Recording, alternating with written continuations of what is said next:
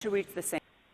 All right, welcome everyone. We'll send out the link for the rest of Dr. Vivian Ming's presentation at the 2015 summit, but that was her speaking on the main stage in the keynote. And we want to welcome all of you to our June 2016 monthly town call talking about governance model and executive sponsors, key to successful BRG. We have about 66 folks on the call. We expect some more calling in. Just a few information about working on Ready Talk. This is a broadcast audio, so you should be hearing us through your computer. If you can't hear the call, there is a phone number to call in. Just chat in the chat box, and we'll connect you with that.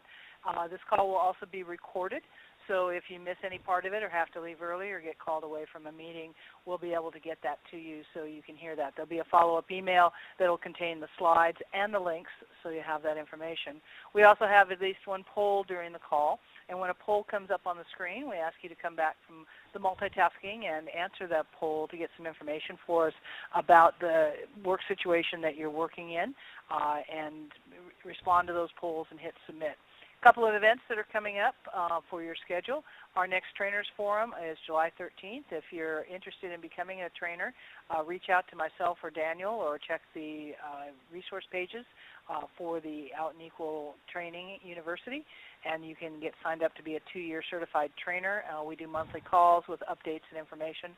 Our town call next month is going to be what HR needs to know to support transgender employees. We're going to bring together some key members of our Transgender Advisory Committee who will speak about some of the new health aspects and considerations, what we've learned since the transition guidelines were issued last summit. August 11th is our next Trainers Forum, and August 25th we're going to talk about public policy.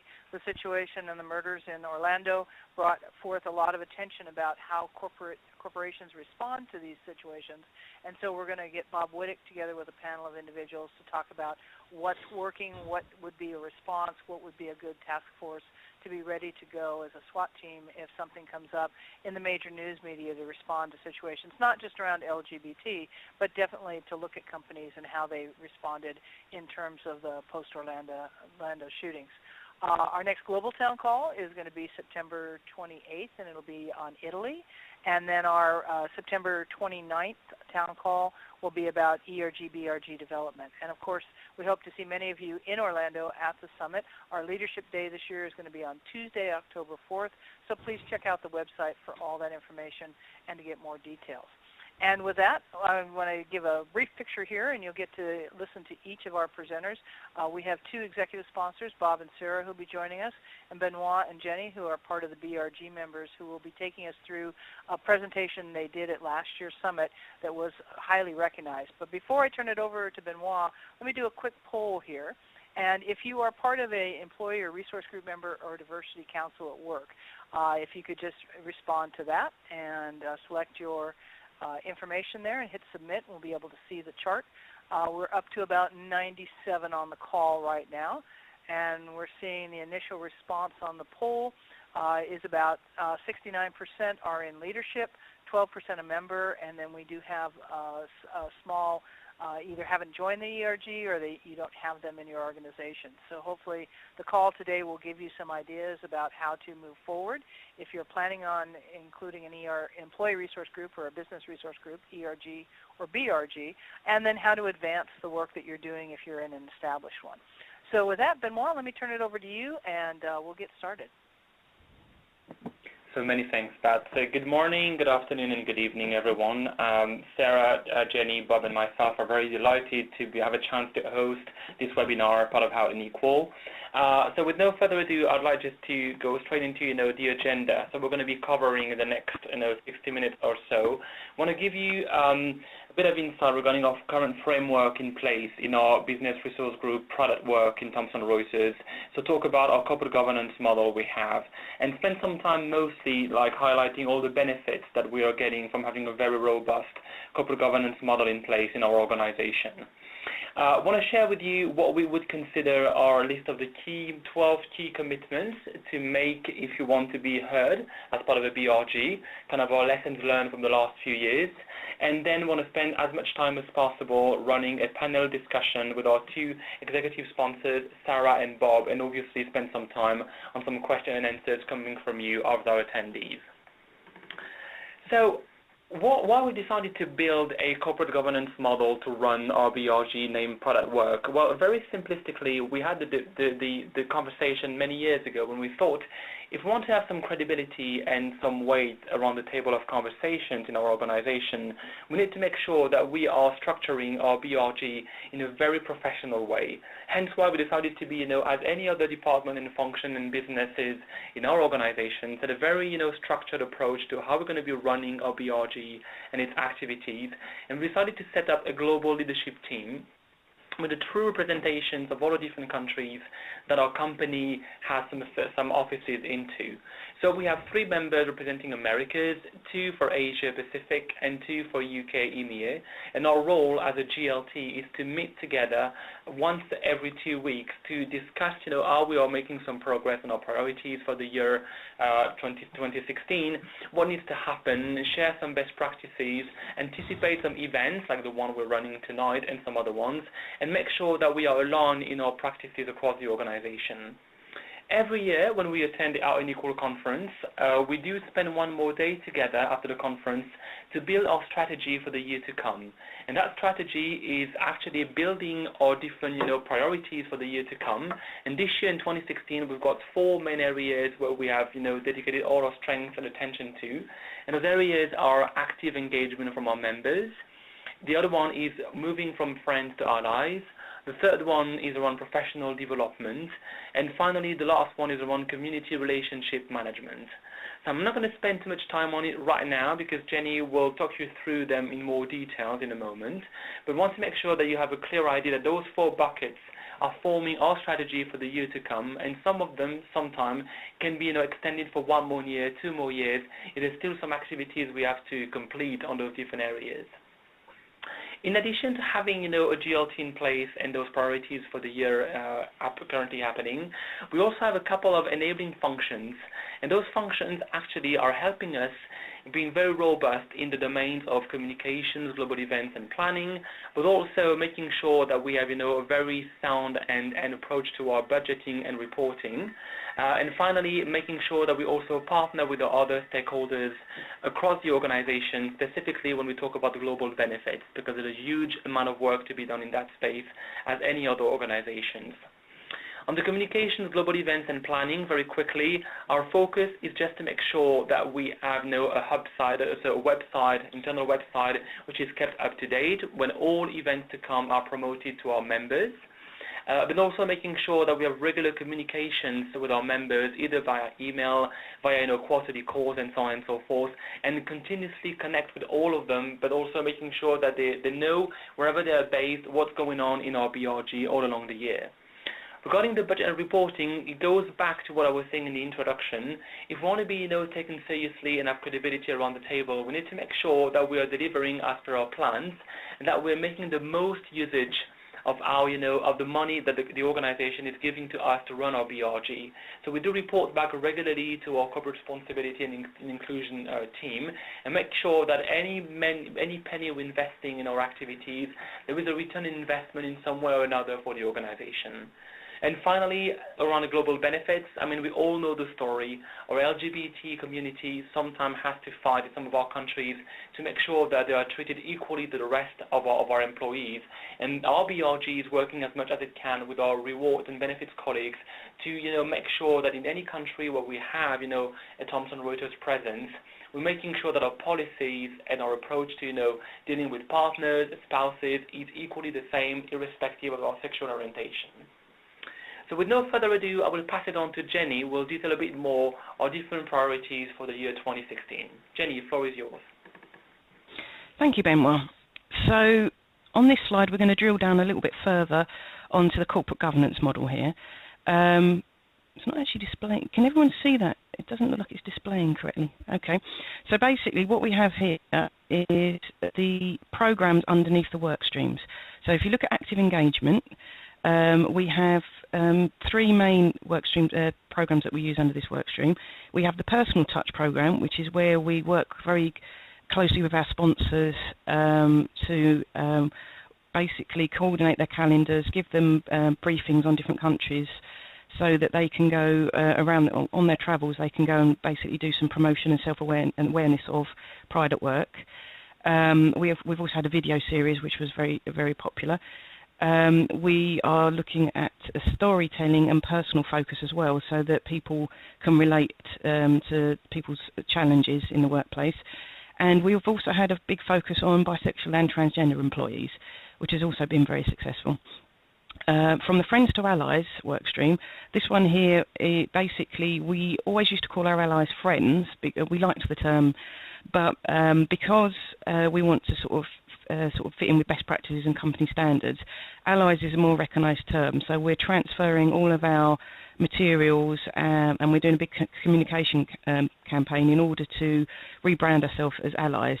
And alongside that, in some of the countries, particularly UK, we have some active ally programs going on. So we've partnered with Stonewall for an LGBT allies program, so that the allies amongst us, are given some guidance on how to act as an active ally in our area. So the third one is professional development. So we've started an LGBT mentoring program. So the idea is we do mentoring and reverse mentoring. So that people can come to us and learn about LGBTA matters.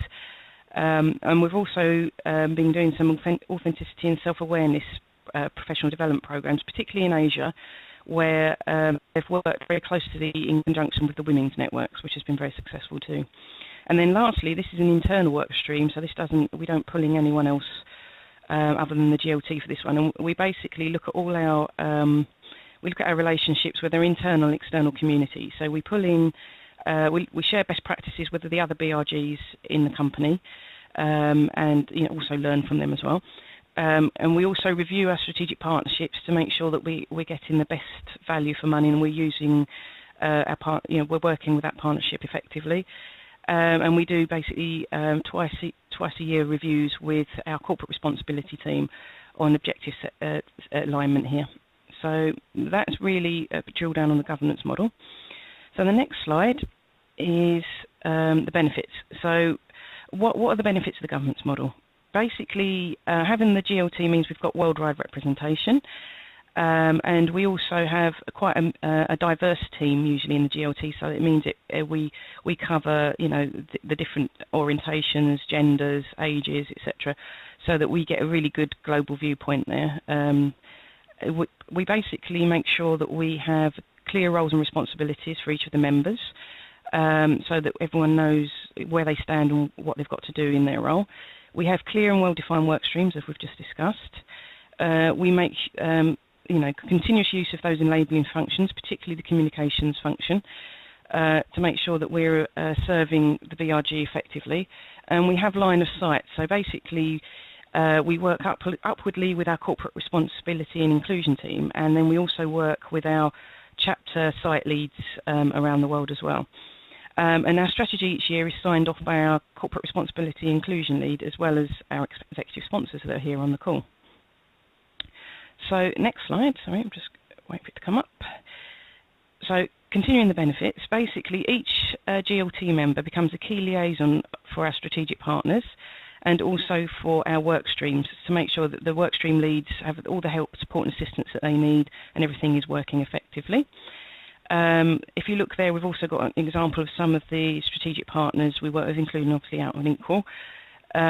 Each partnership is reviewed on a regular basis to assess the compliance and benefits versus our organisation standards. So is it fitting our need? Are we making the best use of it, as we discussed? What are we getting out of this? And also, all the partnerships we use as a source of network building. So again, we can partner, particularly again from the UK slant, again obviously because that's where I'm from. We partner with a group of network leads, and it's called the Network of Networks in the UK. So we all get together on at least a quarterly basis, and we share best practice and present to each other, and that again has been very successful. That is led by Price Waterhouse and Cooper, but with all the key network leads for a lot of the big major companies are invited to that. So that's how we're using the network building to promote our agenda there. So this is moving on to Benoit. Sorry, there you go, Benoit. Thank you very much, Jenny. So before I kind of jump into that section, there has been a very interesting question raised. I might just get it as it comes. So the question is the corporate governance model across all the LGBT chapters across Thomson Reuters, or is it across all BRGs? In other words, do all the BRGs center around these 4 priorities and have programs in support of these priorities? So the answer is no, actually.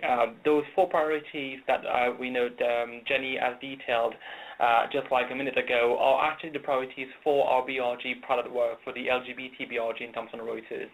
And all the other BRGs, whether are Women at Thomson Reuters or our Black Employee Network or any other BRG we have in the organizations, might have different priorities. And how we are building those, as far as our product work is concerned, we are actually sending a survey to our members every year just to understand, okay, what has been successful, what has been useful in what we've delivered over the last 12 months, what is missing, what they need more out of us, and so on and so forth. And that survey, that insight coming from our members, is forming the foundation, the building blocks for our next strategy for 2017 and beyond. So Women at Thomson Reuters and the other BRGs are trying to copy-pasting the way we are structured, because we've been in existence for a longer time than others. So we're setting kind of a blueprint in the way we're operating through our governance model. And I know that gradually they try to get inspiration from that approach to reach out to their members, get their insight, and understand what their needs are, to make sure they can offer activities and focus on priorities that are close to their members and not something completely misaligned. So I hope I've answered the question. Of course, if there's any additional clarity you need, feel free to drop something in the chat room, and I'll be more than willing, or me and Jenny and others, to respond. So going back to, that's kind of a one-pager. So when we prepared for the workshop with Jenny and our executive sponsors, well, we thought about what could be very useful for you guys. And again, it's not rocket science. It's usually quite common sense tips and advice. But we thought there's one list of 12 components that we would like to promote and make sure that you keep in mind if you want to be heard and if you want to be considered as, a valuable member around the table of decisions. That would be that list of different items. And again, no rocket science, lots of common sense, but I think it's very useful sometimes to reiterate some of those components and commitments. So the first one I would say is that having corporate governance will prove that you can function efficiently as a BRG. And sometimes, BRGs are perceived like side activities on top of the rest. But if you really come up as a very strong, structured, department, there is no reason why the business leaders and employees will not take you seriously over time. The second bit is try to align your framework with any other business, right? I mean, having a very clear mission, a strategy, having tactical deliveries, some KPIs, and coming back to your members at the end of the year to, show and broadcast what you've accomplished or what you haven't done, and ask for feedback, actually. It's a bit of a risky situation sometimes because you might hear some complaints about what you do, but at least you know that what you are delivering brings some value to the organization. The third one is make sure you engage your senior executive in supporting you and give them a clear direction and actions. I mean, Sarah and Bob, and they'll be able to comment and share their own, experience with you guys, but they've been amazing in supporting us, driving the agenda. I mean, they're always there just at the right time, giving the right support for us, but it's about our responsibility as a global leadership team to come to us with a very clear agenda, make very clear statement what you expect out of them, and they can be tremendous support in helping you deliver your agendas over the year. Make sure you also provide some democratic methodology to your members, because if you want to have your members be engaged, if you don't ask their opinion, if you don't come back to them, if you don't justify what you do for them, there is no reason why they would feel, willing to be more engaged and help you set up some chapters, run some activities, or even help you as part of your work streams. So you have a duty to be democratic to your members. Otherwise, it's just going to be like a pile of list of names, and you're not going to do much out of it. Try to work on a succession planning as much as possible. It's a bit of a challenge, to be honest, because most of members are very willing to, to hear some news, to, attend some webinars, some training sessions. But becoming an active member as part of a work stream and deliver some bits and pieces is always a challenge. So always try to anticipate. If you know you're going to be dropping from a GLT or from other work stream activities in, 6 months, 9 months, try to work a bit of a campaign to make sure you try to find some people to take over from you. It has been a challenge, to be honest, but it's very essential to do it well in advance. Always try to align your global and regional initiatives. I mean, what we try to bring as a GLT is a framework, and then within the framework, each local chapter is invited to, do their own activities, to, link with their own local networks and so on and so forth. We try to combine those two to make sure there is consistency in what you deliver. Allow your global members to be kept informed on what you're expected to achieve and deliver. Very important. If you're not clear on your expectation, you're not very, articulated, trouble is you're going to be delivering all kinds of things. Some will be relevant, some won't be. So make sure there's always a flow of communication along the way. And again, going back to Jenny's comment, having a very strong enabling function around communications and global events has been tremendously useful for us. Always provide a top-down but also a bottom-up communication process. Some initiatives will always come from the grassroots. It will never come from a top-down approach. So try to value as much as possible your members on the ground because they usually have lots of great ideas. So make sure it's a two-way process. Always manage your finances in alignment with the business. It seems kind of obvious, but we haven't got much money to spend. So again, going back to evaluating on a regular basis of partnerships, make sure that you put your money where you need to put your money. And that's something that is a continuous, activity to be done all along the year. Build up a very strong communication strategy because it's all about communicating with the right channel using the technology you have available within your organization. But also set up a marketing strategy because if you want to grow your footprint internally and externally, it will only happen if you brand and market what you do, through conferences, through networking events, and so on and so forth. And finally, support any growth business opportunity in connection to your revenue strategy. Is any chance as part of your BRG activities to bring some small revenue, inside the organizations? Well, let's do so because that will increase your credibility on the table of negotiations in due course. That is really the list of 12 items that we wanted to put up front to you guys. Some might be relevant to you, some might not be less relevant, so up to you to pick and choose and make your own list. But I think if those 12 elements are, looked after very closely, there is no reasons why you wouldn't be successful in setting your own BRG or growing your own BRG in your own organization.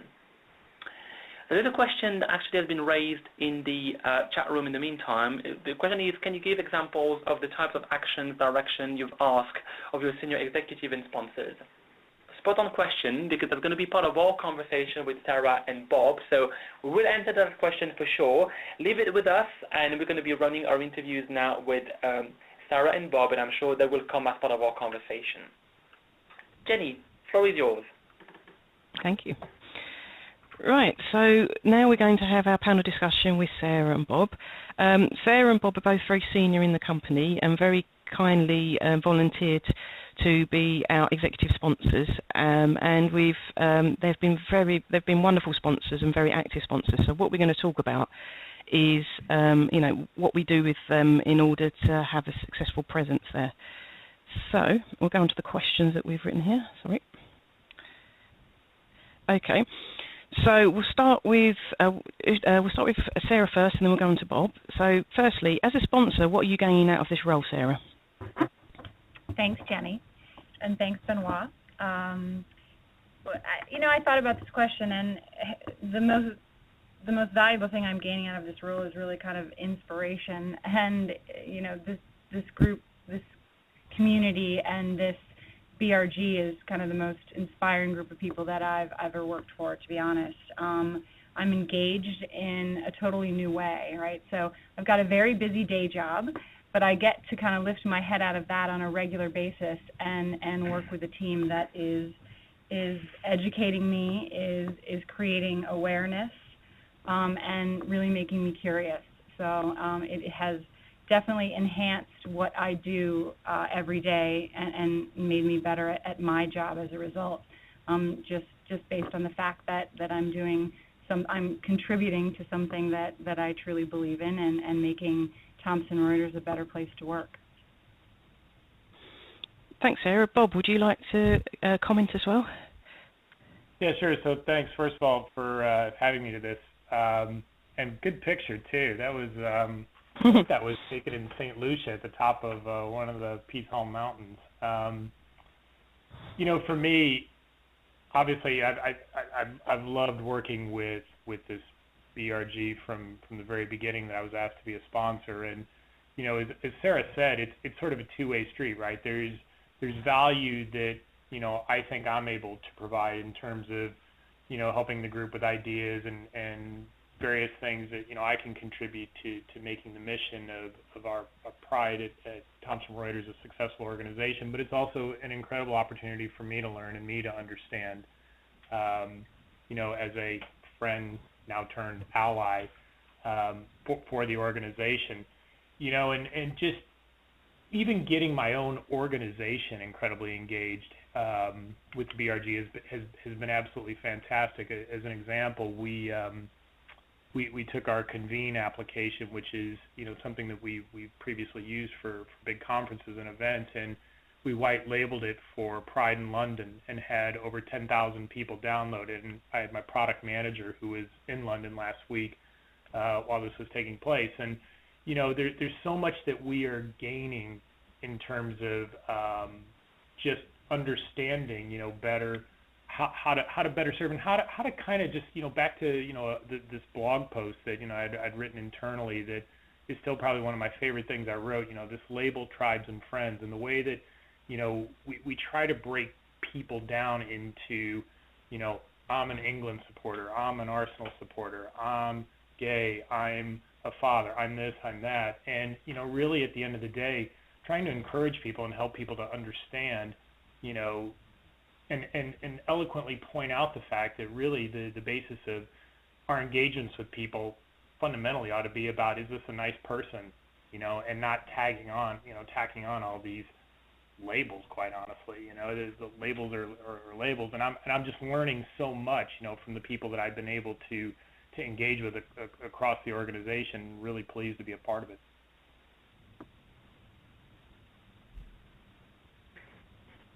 Thank you, Bob. So the next question, I think, is coming from the chat room, and I'd like to get, maybe your views, both, Sarah and Bob, on this, because there's been the example of the Convene application that we've, developed and we're using for, for some events like the Pride in London, and there was some conversation for the Pride in Czech Republic and some other events. But the question is, could you provide some examples of how you can drive revenue? So I think we should open the question to driving revenue directly and indirectly eventually. So Sarah, as you're very close to the business, what is your view on that? How do you believe that we are actually driving revenue as a BRG? We're going to help drive revenue as a BRG?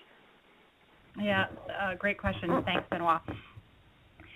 So my day job is in HR, and as a sort of champion for kind of creating a workplace where employees can be their best, I believe most corporations are looking for that. We are pretty aggressive in externally promoting all the great things we do as far as Pride at Work and our other BRGs. And I think we regularly are asked by our clients to show some of those great things we're doing and how we are providing employees with great benefits and creating a more open and inclusive culture. And actually, I think that does help us greatly drive our brand, as well as help us to secure sales and contacts and new client relationships. So I think just that external piece that we're able to really tell the story helps us every day as an organization, and helps clients and corporations, realize that sort of we do have kind of that social responsibility, and they are appreciative of it. And I do think that kind of the emerging workforce, that's highly important to them. And so I think as time goes on, it's going to be really important for corporations to show all that they're doing. So I really think that having that presence in the community helps to drive sales and drives more business to the organization by just relationships that we're building as a result. I know that when we host events here, when Pride at Work host events, we go and invite our clients, and it develops relationships, that are actually tangible and that we can point to sort of increasing our sales and revenue. So I think that's a really important way that we've seen results here at Thomson Reuters. Yeah, I think it goes, even beyond the driving the numbers, it's also the kinds of employees that we want to attract, right? Because, as I look at our company, and there's an exceptional number of millennials that are starting to work, come to work for us, right? And when you look at that, millennials look at companies in a very different way than probably I looked at, my first job, 30 plus years ago or whenever it was. And they not only want to see companies that they're interested in, but they want to understand that the companies are doing good.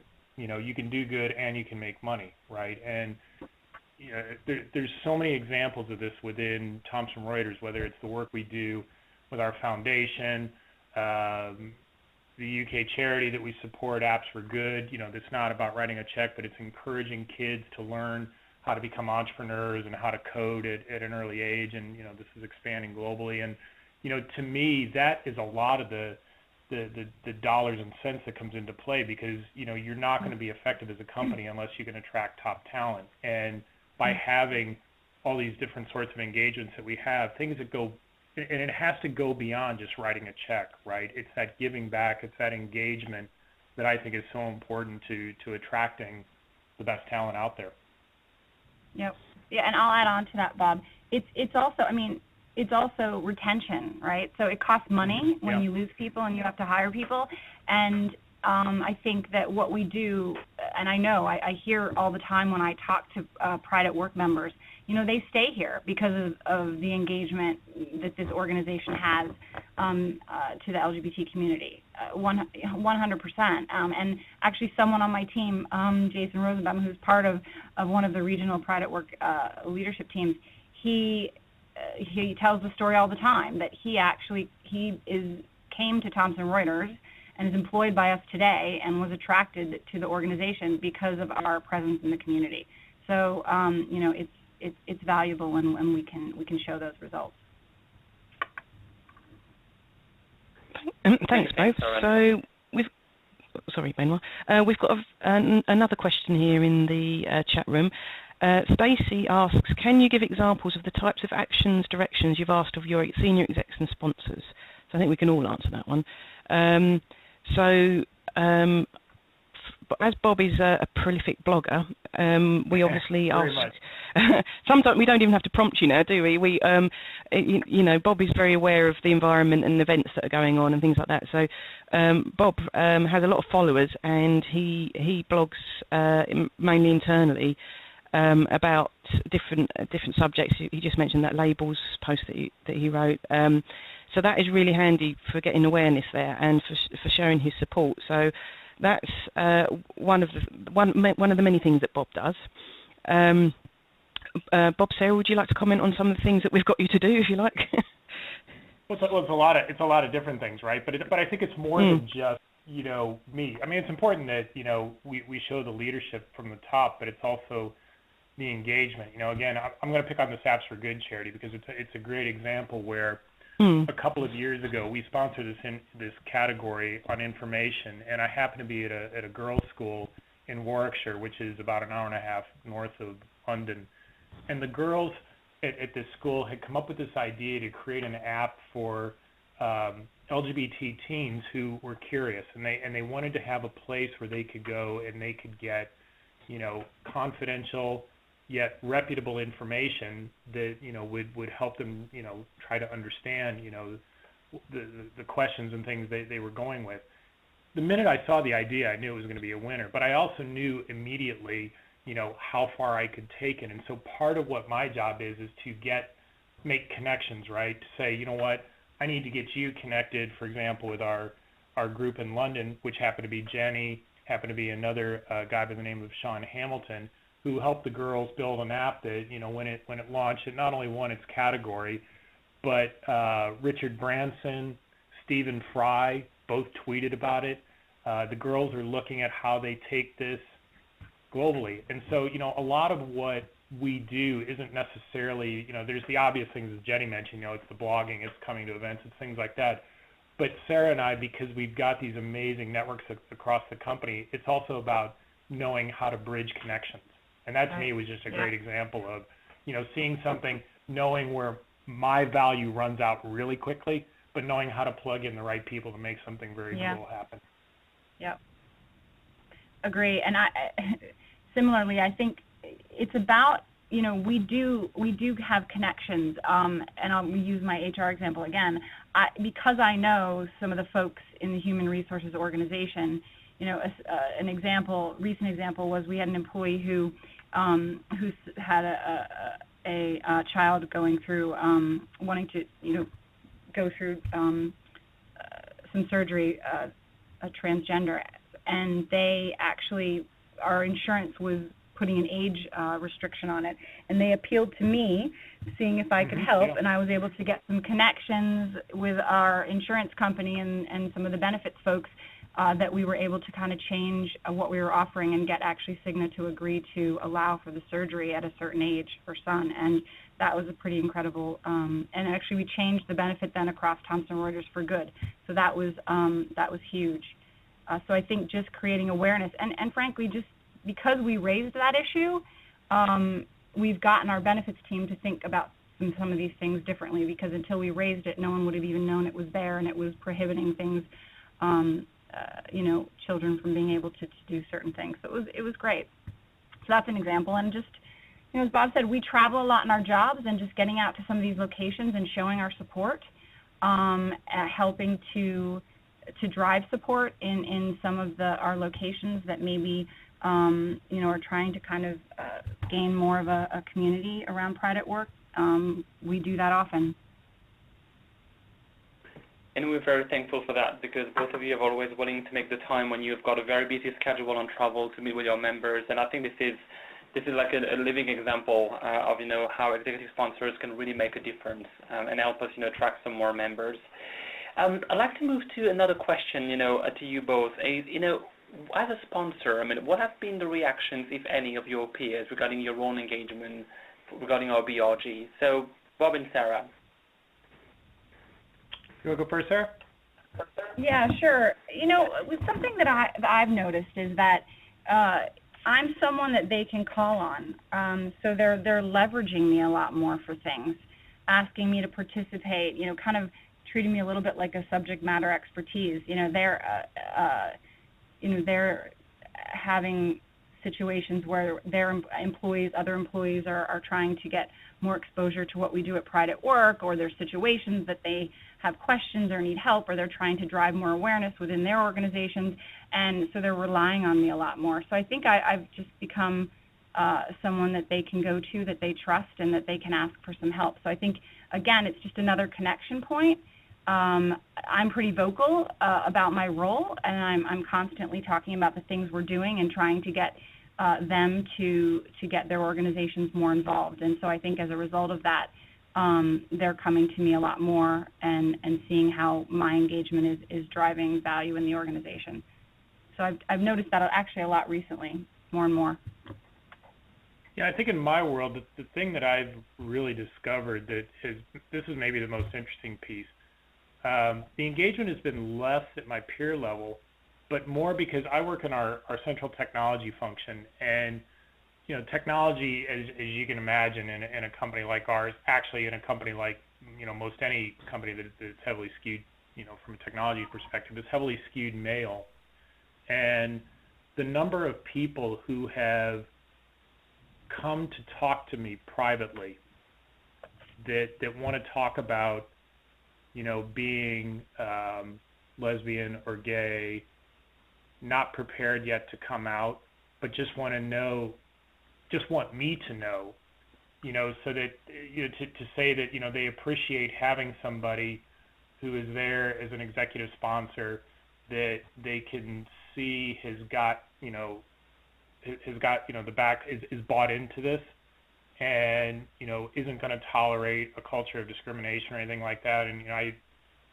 we're very lucky that we do a lot of employee pulse surveys. So basically, we go and we poll our employees on a variety of topics to see how we're doing, on innovation and leadership and things like that. And I just got my numbers from Q1, and Sarah knows, one of the things that we're measured against as leaders is how we score relative on diversity and inclusion. And on a 100-point scale, my organization was at a 91 out of 100, which is phenomenal. It's a great number. Hey, we can do better, right? We'd love to get to 100. Okay, I don't know if we'll get to 100, but that's one of the interesting things that I've discovered, is that people now feel confident talking to me privately, just saying, I want to share this with you. I don't need you to do anything for me, but I'm glad to know that you're there and you're keeping an eye on things for us to make sure that, this is an environment to work that I want to work in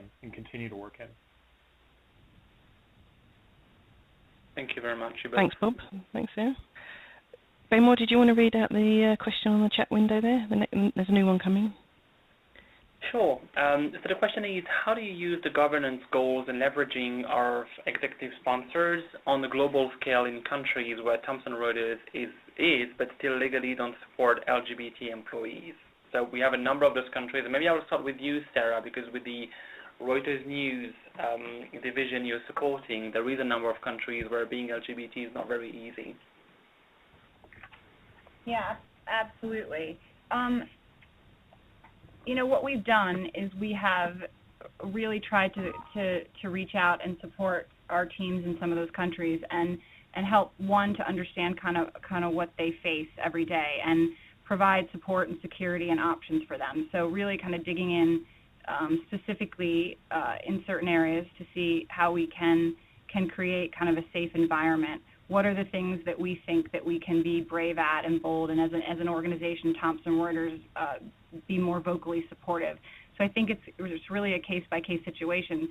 Specifically in the news organization, we've got pretty hefty resources around security and support. So we are very careful when we move people around to understand what are some of the laws and the culture that we're facing, and how do we support our employees. So I think it's about really trying to sort of dig deep into kind of what are the issues and then create an environment that we're supportive of as far as Thomson Reuters. So how far can Thomson Reuters as a company go to show that support? And another thing we do typically is we will reach out to other companies in those locations to see what they're doing and see if we can help to lobby or to join forces to really see if there's something we can do to create more of an environment of safety and support for our employees. So I don't know that I've got a specific example that comes to mind, Benoit, you probably do, but that's I think it's about really honing in on exactly what the issues are and just seeing how we can sometimes get around them and just at least in our workplace make sure they know they're supported and safe. I think Sarah brings up a really good point, when she speaks about those two elements, right, of legal versus culture, right? Because there's how far can we push legally is one thing, and working with other companies, there's a lot you can do on that front. But there's countries where it's not a legality question, but it's more of a cultural acceptance, right? And that's where I think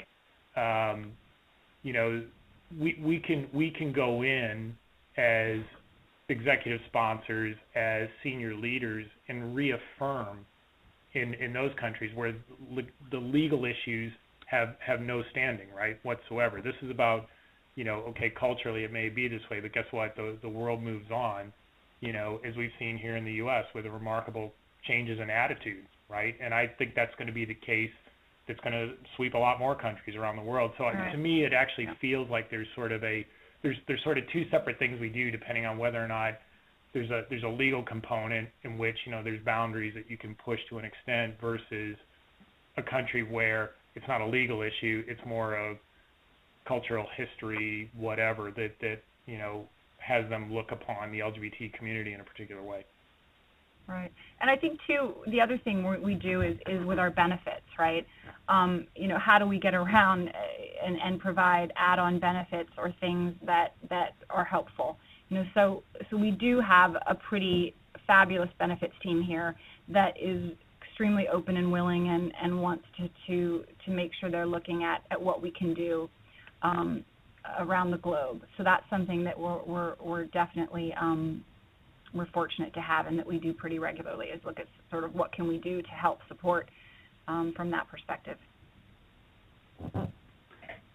Thank you very much, both of you. And I think to go to echo what you were saying, I mean, on the legally framework versus the cultural framework. On the legally side of things, I mean, we can go as far as we can, but I mean, to go back to your example, Sarah, where we try to partner with some other organizations sometimes to influence the outcome of what sometimes the legislation tries to limit in terms of rights.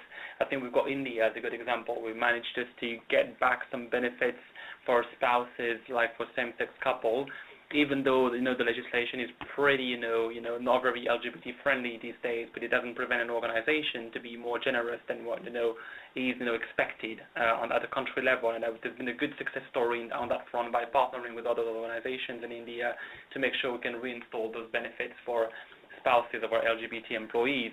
And on the cultural front, I think to your point, Bob, I think Poland is a very good example. I mean, from a legislative point of view, nothing really is against the LGBT community per se. Nothing is in favor either, but it's kind of a neutral legislative background. However, culturally, we do know how hard it is to be, an open LGBT individual in that country. So I think anytime, you have a chance to go there, or Sarah the same, I do realize, the time you spend to try to connect with the employees and try to let them, realize, world moves on. It's a very important element.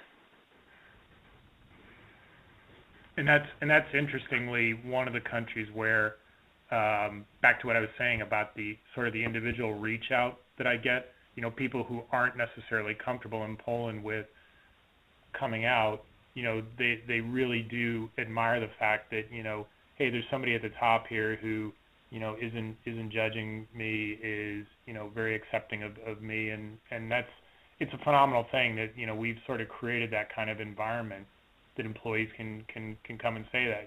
They'll do what they need to do over time, but Poland is one of those countries, exactly as you say, Benoit, that the cultural history has kind of, is pushing things in a particular way, but I think it's going to change. I really do. Indeed. Yep. Okay, we have one last question here, which is, as a sponsor, what do you like most about the role, and why would you recommend to other senior executives to take on this role in their organisations?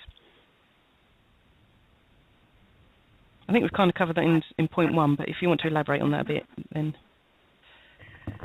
I mean, I can start.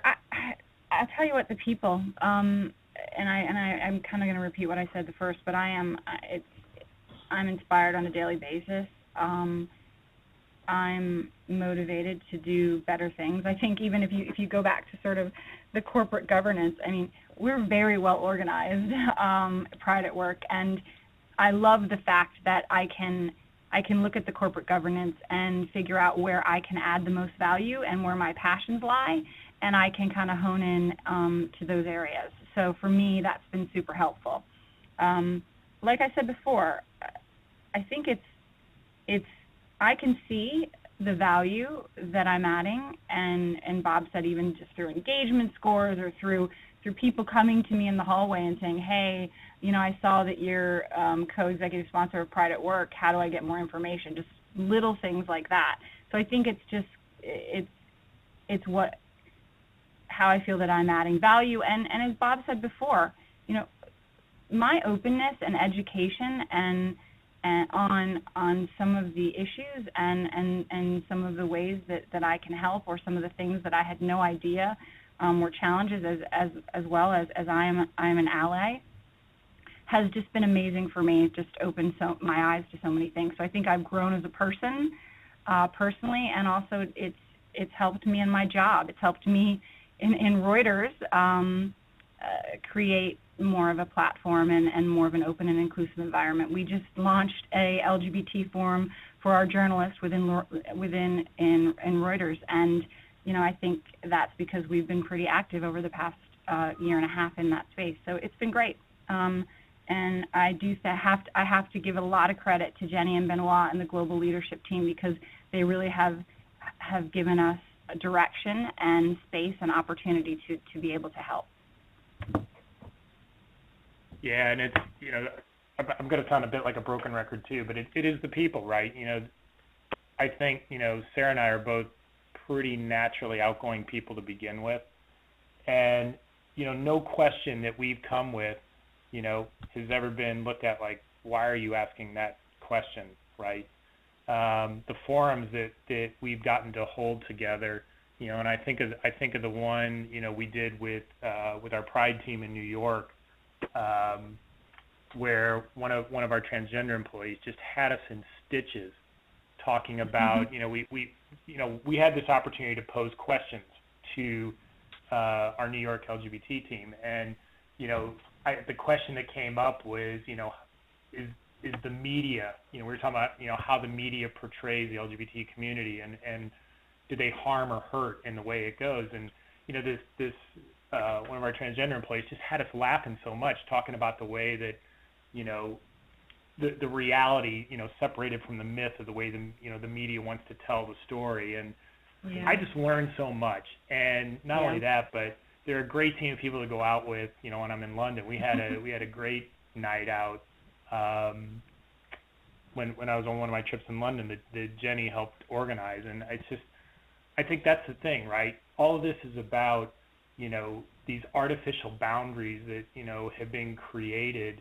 The second you get to know somebody, you sort of forget it, right? I live in one of the most socially conservative parts of the United States in Atlanta, Georgia. Georgia's a very, very conservative state, and yet, as I've told people within, this organization, the high school that my daughter goes to last year elected the first transgender prom princess, to the homecoming court. And, you would never think that could happen in this part of the country, and yet it did. And it goes to show that, the kids, millennials, people like that, they're not looking at people on the basis of labels. They're looking at them on the basis of these are people, and love is love, and you choose who you're going to associate on the basis of, is this a nice person or not on the basis of some arbitrary designation of, whatever. And that's what I love seeing, right? And I love being a part of that, and I love being able to ask the questions and to be brought into the community and feel like, what, I am embraced, and I can help do everything I can to help, this organization succeed. Mm-hmm. Yeah. And, one other thing, my family and friends know about the role I'm playing, and, it's so often how they will come to me and ask questions, or I've had discussions where I've enlightened them on issues. So it's not only my work life, but it's actually it's enhanced my personal life, and actually I think I've been able to impart some education on others in my life, and so that's been hugely valuable to me. Yeah.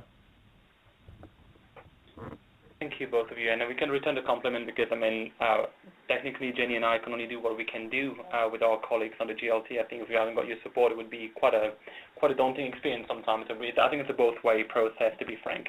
There's one more question coming through the chat room. I want to make sure we can address that one as well. So the question is, how are executive sponsors identified and or selected? Bob and Sarah are a great mix of both HR and business representation. Are both groups tapped at TR? So I can stop answering some of it, and I'm sure, Sarah, Jenny, or Bob, you can jump in afterwards. I think it's really, in a very open way we're doing this. The selection process, and I remember when you both, Bob and Sarah, joined us at Product Work, you've always expressed an interest in being involved into, BRG and be support and dedicate some of your time to do it. And it was quite simplistically done.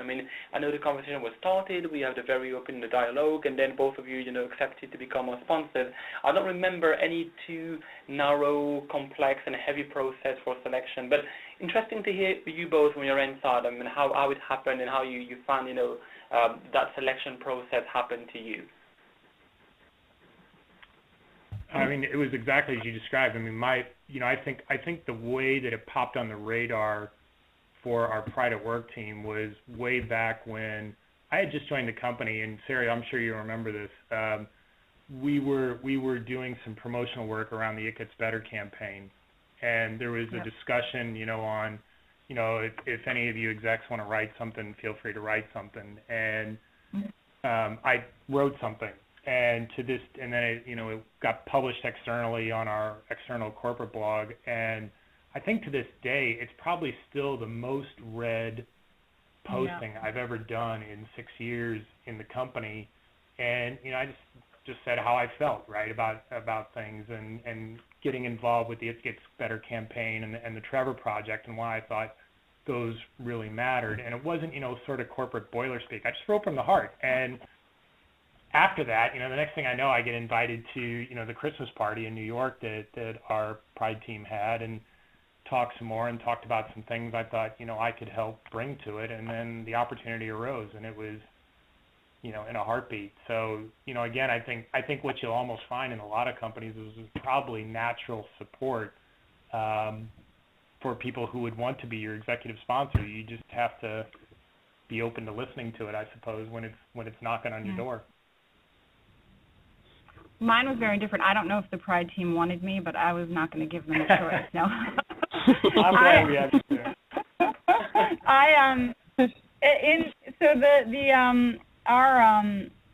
Our corporate responsibility inclusion team sent a note out to some of the HR colleagues across the company and said, hey, look, we've just had someone leave the organization, so we have an opening for an executive sponsor for Pride at Work. Can you think of people in your teams that would be great and make some recommendations? And I looked at that and I thought, what about me?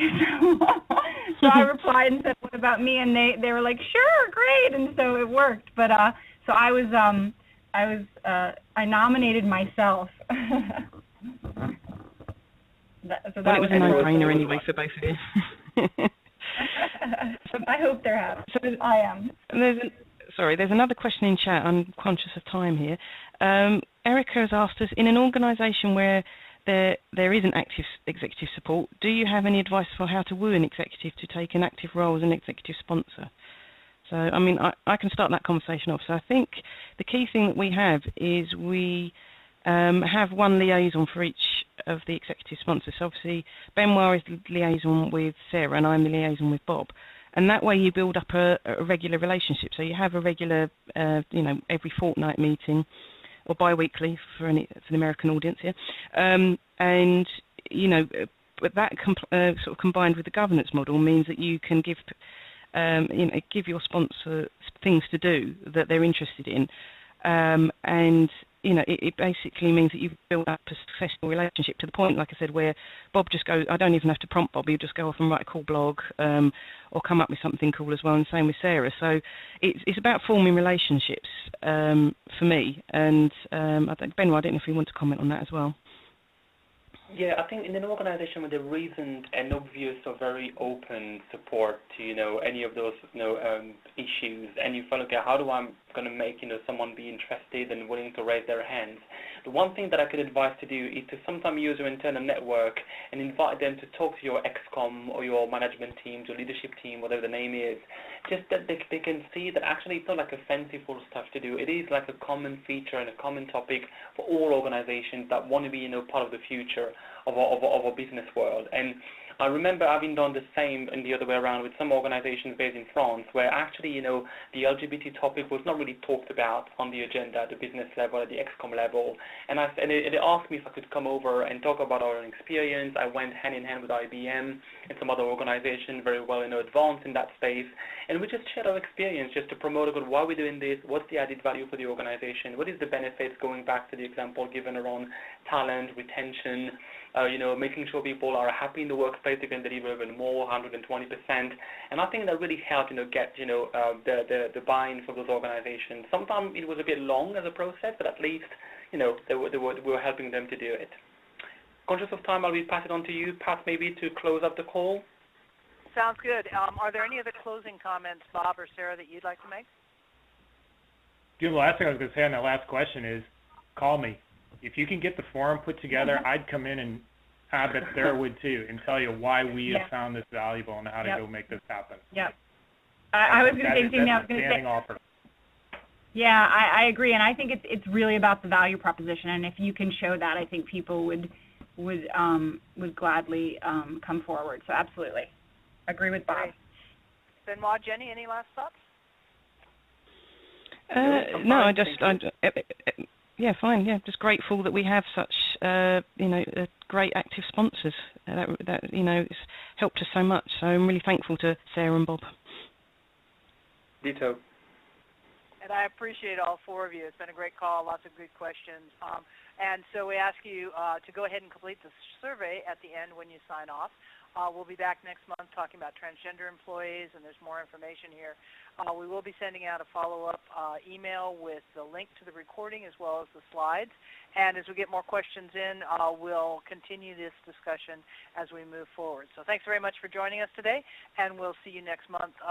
If you're in the States, a safe and sane 4th of July, and as you move around the country, make sure you take care of each other as we build this network of employees and community. So thanks a lot. Thank you.